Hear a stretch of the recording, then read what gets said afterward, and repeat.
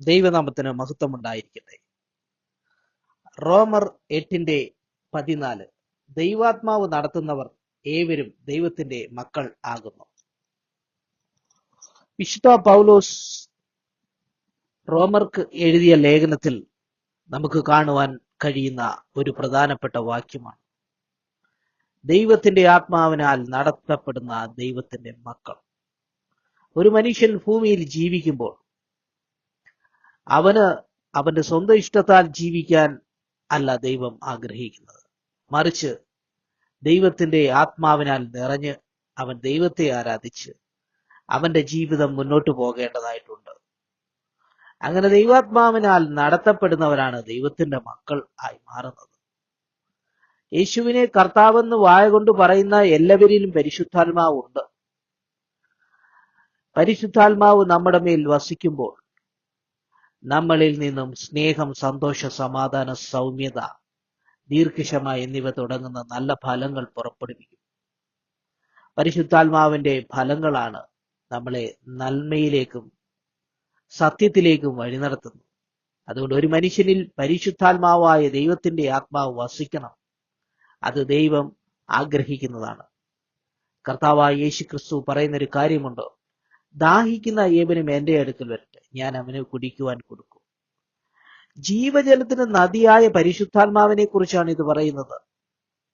കർത്താവായ യേശു ക്രിസ്തുവിന്റെ അടുക്കൽ വന്ന് ആ യേശുവിനോട് തന്റെ പരിശുദ്ധാത്മാവിനെ ചോദിക്കുമ്പോൾ ആ പരിശുദ്ധാത്മാവ് നമ്മളിൽ വന്ന് വസിക്കും.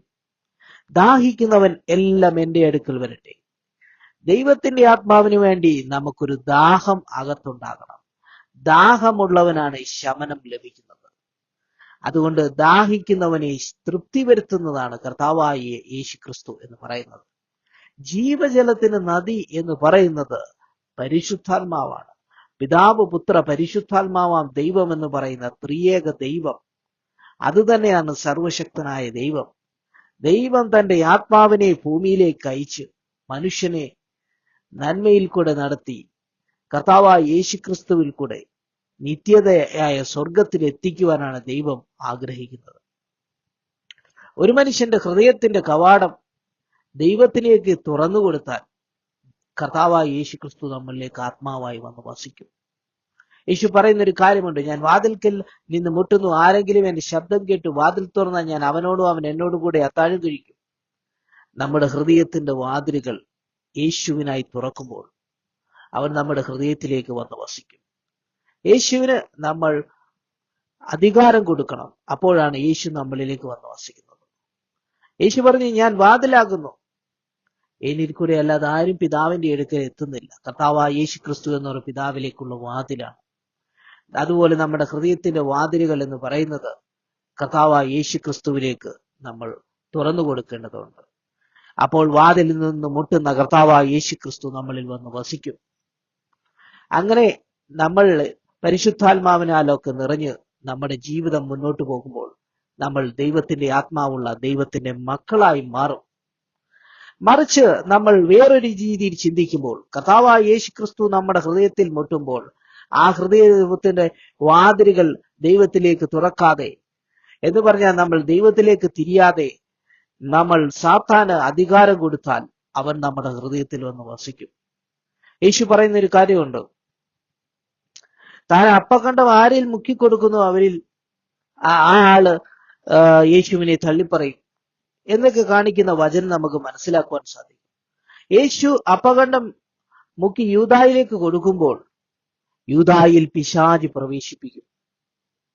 ഇതൊരു കാര്യമാണ്. അപ്പൊ പിശാച് ഒരു വ്യക്തിയിലേക്ക് പ്രവേശിക്കുമെന്നുള്ള ഒരു ഘടകമാണ് നമുക്ക് ഇവിടെ കാണുവാൻ സാധിക്കുന്നത്. സാത്താൻ നമ്മുടെ അകത്ത് പ്രവേശിപ്പിക്കാൻ ഒരു രീതിയിലും നമ്മൾ അവസരം കൊടുക്കരുത് എന്നുള്ളൊരു വലിയ സന്ദേശമാണ് നമുക്ക് മനസ്സിലാക്കുവാൻ സാധിക്കുന്നത്.